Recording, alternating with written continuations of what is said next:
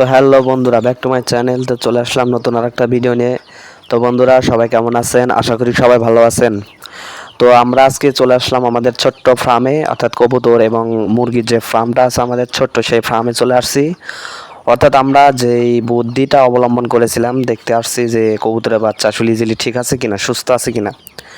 তো এটার কারণ হচ্ছে যে আপনারা দেখতে পাচ্ছেন না, এর আগের ভিডিওতে যেটা আমরা দেখাইছি, সেটা হচ্ছে যে কবুতরের বাচ্চা আমরা একটা প্লাস্টিকের পাইপ নিয়েছি, ওটা কেটে নিচে পলিথিন দিয়ে খেয়ারকুটো গুঁড়ো দিয়ে আমরা কিন্তু একটা বাসা তৈরি করেছি। সো আপনারা ইদানিং দেখতেই পাচ্ছেন।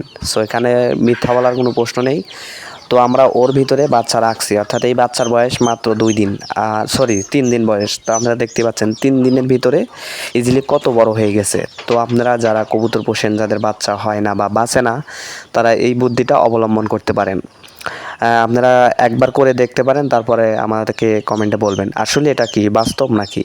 আমরা কিন্তু এইভাবেই অনেক খোপেই এরকম করে রেখেছি, তো আপনাদের দেখানোর চেষ্টা করব।